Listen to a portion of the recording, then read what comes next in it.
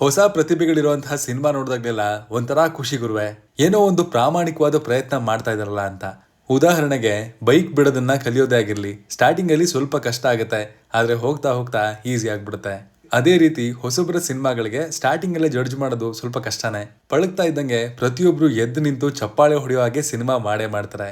ಇನ್ನು ಅದೇ ಸಾಲಿನಲ್ಲಿ ಈ ವರ್ಷ ಸಾಕಷ್ಟು ಹೊಸಬ್ರ ಸಿನಿಮಾಗಳು ರಿಲೀಸ್ ಆಗಿದೆ. ಅದರಲ್ಲಿ ಯಾವ್ದು ನೋಡ್ಬೇಕು, ಯಾವ್ದನ್ನ ಬಿಡಬೇಕು ಅಂತ ದೇವರಣೆ ಅರ್ಥ ಆಗ್ತಿಲ್ಲ. ಇದೇ ನಿಟ್ಟಿನಲ್ಲಿ ನಾನ್ ನೋಡಿದಂತಹ ಸಿನಿಮಾ ಇಂಟರ್ವೆಲ್. ಭರತ್ ವರ್ಷ್ ಅವರ ನಿರ್ದೇಶನದಲ್ಲಿ ಮೂಡ್ ಬಂದಿರುವಂತಹ ಇಂಟರ್ವೆಲ್ ಸಿನಿಮಾ ನೋಡಿದ್ಮೇಲೆ ನನಗೆ ಏನ್ ಅನಿಸ್ತು ಅನ್ನೋದನ್ನ ಇವತ್ತಿನ ರಿವ್ಯೂ ಹೇಳ್ತೀನಿ, ಬನ್ನಿ ನೋಡ್ಕೊಂಬರೋಣ. ಹಾಯ್, ಎಲ್ರಿಗೂ ನಮಸ್ಕಾರ ಅಂಡ್ ವೆಲ್ಕಮ್ ಟು ಖಡಕ್ ಸಿನಿಮಾ. 2 ಗಂಟೆ 22 ನಿಮಿಷಗಳ ಈ ಸಿನಿಮಾ ನನಗಂತೂ ಬೋರ್ ಹೊಡಿಸ್ಲಿಲ್ಲ. ಹಾಗಂತ ಎಕ್ಸ್ಟ್ರಾಡಿನರಿ ಸಿನಿಮಾ ಅಂತಾನೂ ನಾನು ಹೇಳ್ತಾ ಇಲ್ಲ. ಒಂದೇ ಮಾತಲ್ಲಿ ಹೇಳೋದಾದ್ರೆ, ಊರ್ ಹೈಕ್ಲು ಏನೋ ಮಾಡ್ಬೇಕು ಅಂತ ಸಿಟಿಗೆ ಬಂದು ಯಾವ ರೀತಿ ಅವರನ್ನ ಜೀವನ ಆಟ ಆಡ್ಸುತ್ತೆ, ಹಾಗೂ ಆ ಆಟದಲ್ಲಿ ನಮ್ಮ ಹುಡುಗರು ಗೆಲ್ತರ ಸೋಲ್ತರ ಅನ್ನೋದನ್ನೆಲ್ಲ ಇಂಟರ್ವೆಲ್ ಸಿನಿಮಾದಲ್ಲಿ ಹೇಳಿದ್ದಾರೆ. 3 ಸ್ನೇಹಿತರ ನಡುವೆ ಈ ಸಿನಿಮಾ ಹತ್ತತ್ರ 2.5 ಗಂಟೆಗಳ ಕಾಲ ಎಂಟರ್ಟೈನಿಂಗ್ ಆಗಿ ಮೂಡ್ ಬಂದಿದೆ.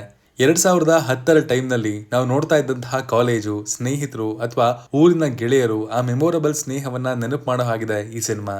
ಸಿನಿಮಾದ ಹಾಡುಗಳು ಅಲ್ಲೊಮ್ಮೆ ಇಲ್ಲೊಮ್ಮೆ ಬಂದು ಹೋಗ್ತವೆ, ಬೆಟರ್ ಆಗ್ಬೋದಿತ್ತು ಅಂತ ಖಂಡಿತ ಅನಿಸ್ತು. ಅಂಡ್ ಸಿನಿಮಾದ ಡೈಲಾಗ್ಗಳು ಇದನ್ನ ಓವರ್ ಶ್ಯಾಡೋ ಮಾಡಿದ್ವು ಅಂತ ಕೂಡ ಹೇಳ್ಬೋದು.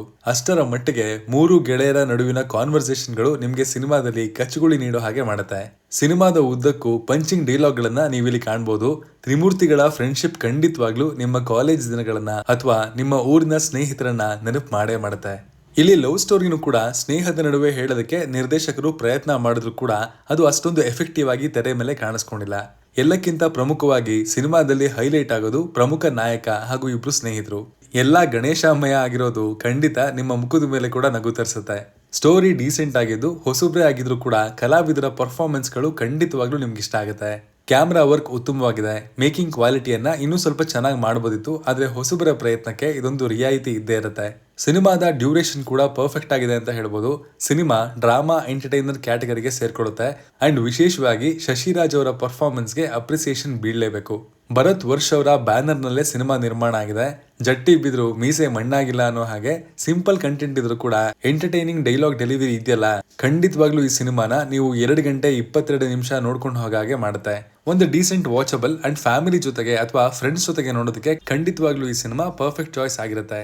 ಕ್ಲೈಮ್ಯಾಕ್ಸ್ ನೋಡ್ಬೇಕಿದ್ರೆ ಜೀವನದಲ್ಲಿ ಏನಾದ್ರೂ ಮಾಡ್ತೀವಿ ಅಂತ ಬೆಂಗಳೂರಿಗೆ ಬಂದು ನಿರಾಸೆ ಅನುಭವಿಸುವಂತಹ ಹಾಗೂ ಕಷ್ಟದಲ್ಲಿ ಜೀವನ ಸಾಗಿಸುವಂತಹ ಅದೆಷ್ಟೋ ಹುಡುಗರು ಹೇಳ್ಬೇಕು ಅಂತ ಅನ್ಕೊಂಡಿರುವಂತಹ ಮಾತನ್ನ ಸಿನಿಮಾದ ಹೀರೋ ಹೇಳಿದಾಗ ಖಂಡಿತವಾಗ್ಲೂ ನೀವು ಕೂಡ ಕನೆಕ್ಟ್ ಮಾಡ್ಕೋತೀರಾ.